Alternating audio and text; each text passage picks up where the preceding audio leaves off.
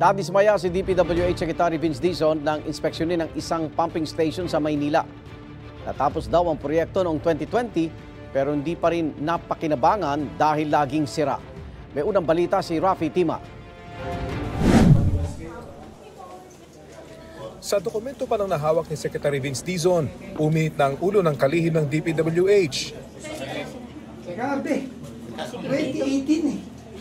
Sinadya nila Secretary Dizon at ICI investigator at Baguio Mayor Benjamin Magalong ang Sunog Apo Pumping Station sa Maynila kasama si Manila Mayor Isko Moreno dahil mula nang matapos ang proyekto, hindi pa raw ito napapakinabangan. 2017 ito pinondohan, 2018 sinimulan at ngayon may bago na namang pondo para ito ay mapagana. Total, from 2017 to now. Yung po boss na Kano? ito po yung project breaker. Yung po boss na 2017 and 2018 projects, ang total po na is 774. And then? Tapos yung ngayon po na bago, ito po yung 94. Bali po boss, So close to 900 million na ang siningkin ng gobyerno. So halos 1 billion na nga yung siningkin ng gobyerno. Mismong si dating DPWH Secretary at ngayon ay Senador Mark Villar Parao ang nag-inaugurate ng pumping station noong 2020. Pero mula nang buksan, lagi daw itong nasisira. Ang solusyon, panibagong pondo para ito ay mapakinabangan. So sigurado kayo. Tapos pag hindi gumana, nagbaha pa rin dito, hindi gumana to, papakulong ko kayo agad. Okay yun sa inyo. Willing kayong gano'n.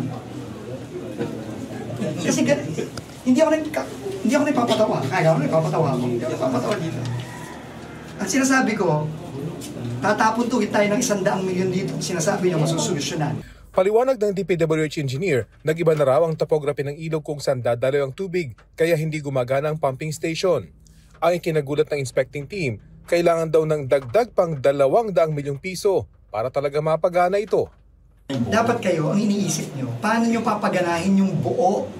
Kasi nung 2020, diniliver to buo eh. Binayaran nyo buo eh. Dapat gumagana eh. 5 years na hindi gumagana eh. Tapos ngayon, papatsi-patsiin nyo na naman. Anong kaya nyo sa amin? Tanga.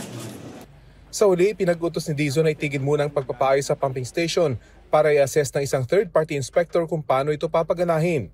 Pero ang ipinagtataka ng mga opisyal ng barangay, hindi sila kinonsulta bago gawin ang proyekto. Sa totoo lang daw, hindi nila ito kailangan. Nakatulong na ho ba ito sa inyo? Hindi po, konsumisyon. Dati pong baha namin, katalampakan. Ngayon naging bewang.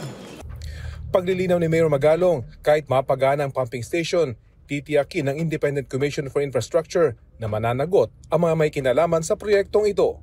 Yan ang unang balita. Rafi Tima para sa GMA Integrated News. Igan, mauna ka sa mga balita, mag-subscribe na sa GMA Integrated News sa YouTube para sa iba't ibang ulat sa ating bansa.